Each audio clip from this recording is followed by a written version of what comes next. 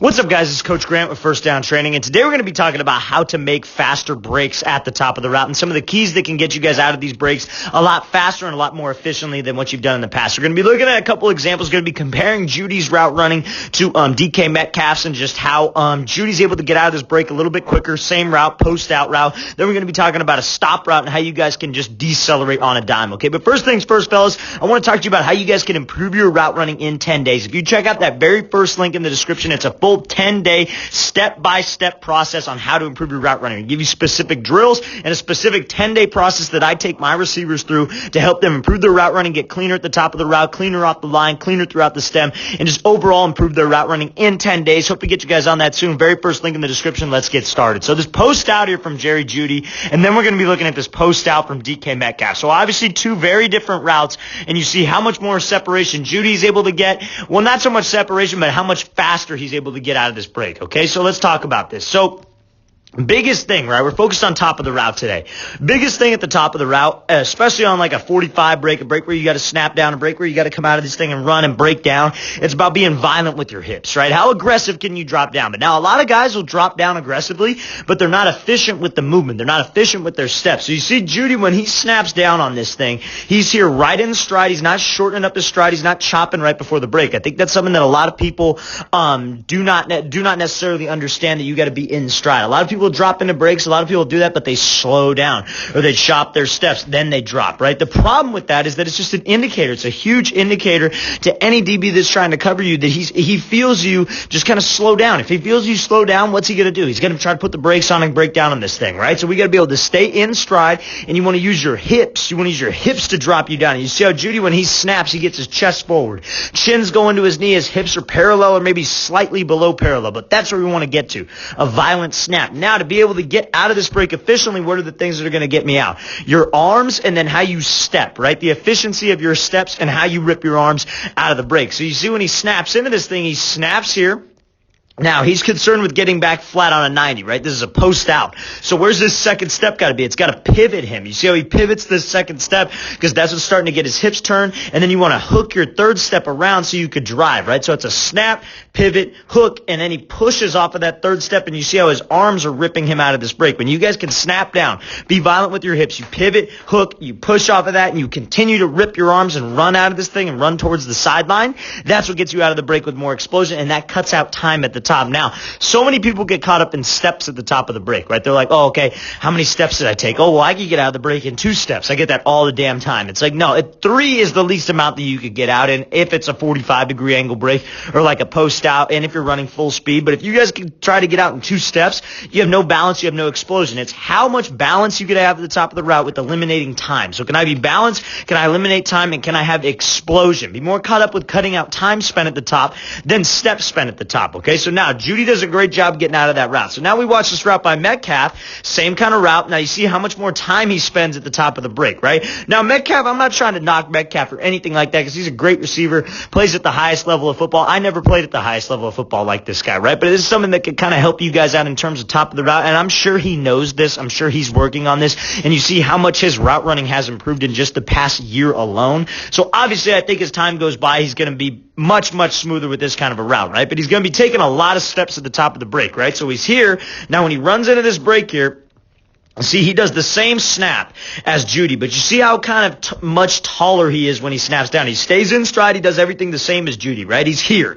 But you see how he doesn't drop as much. His hips don't get low, right? Because when your hips get low, that kind of puts the brakes on, and that allows you to change that direction and get around that like cone, if you will, or that pole, if you will, and make a nice tight break, right? So you see how he's just not as low with his hips as he needs to be. Now, what ends up happening is because when you're nice and tall, you guys have a drift. So when you guys aren't getting low at the top of your breaks and you're not violently dropping down, you're going to have a drift. You're going to take extra steps. You're not going to be out of this thing. You're not going to be taking efficient steps, right? It's not about taking the least amount of steps. It's about taking efficient steps to cut out time spent at the top of the break, right? So you see how when he's here, he snaps, then it's just kind of like a chatter, right? Because those are the steps that have to bring him to decelerate because his hips didn't drop. Your hips are almost like think of it like a ship, right? You're traveling, ocean, whatever, then you drop that anchor and it gets caught on a rock or something or hits the bottom of the ocean. You bring to a halt. It's like you stop. drop, so that's what you want to think of your hips as. You're running full speed, you're just like a boat, and that snap, which is dropping your hips down, is what decelerates you and what slows you down, right? But when we don't have that, we're going to drift. Like if you're a boat and you're just kind of trying to slow yourself down, you put the brakes on,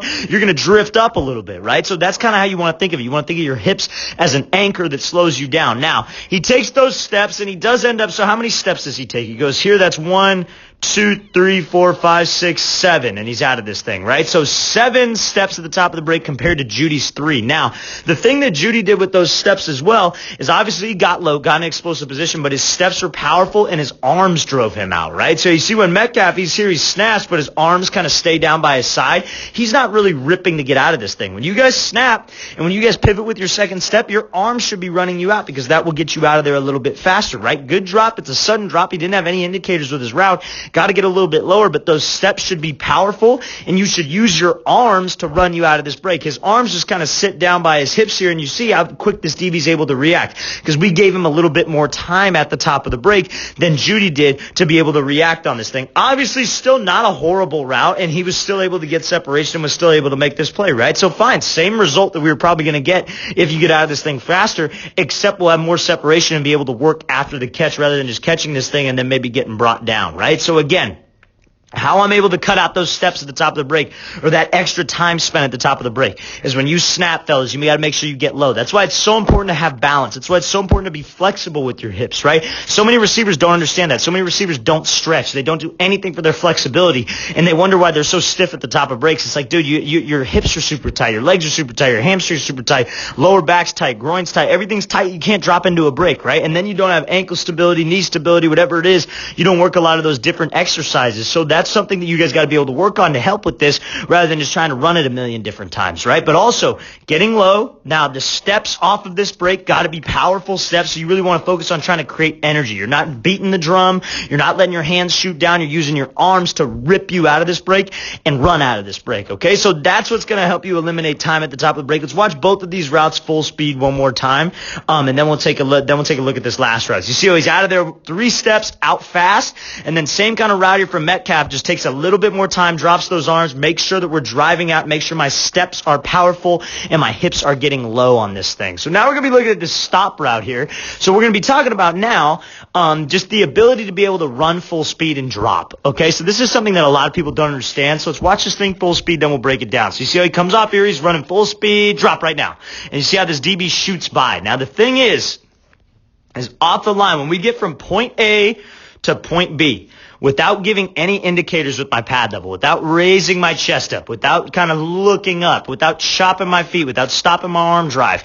That's very, very hard for this DB to react because there comes a certain point in every single route where a DB is going to have to believe fate. He's going to have to believe it no matter what if we are a good enough salesman, right? Like, it's like selling cars. You just got to be a good salesman. You got to make this guy believe that he wants to buy the car. Make him believe that he needs the car, right? So you got to make this DB believe that he's running a fade. You got to make him believe that you're going over the top, right? So we come over here, good pad level, staying in stride, does not cut down his stride length, does not shorten up his steps, and you see how when he drops, it's a violent drop, and you see how low of a position he's able to get into, right? That's the depth that we need that we were talking about with that Metcalf route. And you see how he's bringing his chin to his knee. A lot of mistakes that guys make is they'll drop down, but their back will be straight up in the air. And when you're straight up in the air and you're on your heels, you have no explosion. But when you get down and you drop your hips and you bring your chin to your knee and you go forward, this is a low position, but imagine if he was running a curl, he would be shooting out of this thing. Imagine if it was a dig, he'd be shooting out of it. Imagine if it was a comeback, he'd be shooting out of it because he's in a powerful position because his hips got him there and his chest went forward and his chin went down to his knee, okay? That's the major key. That is the key that you guys need to be able to try to shoot for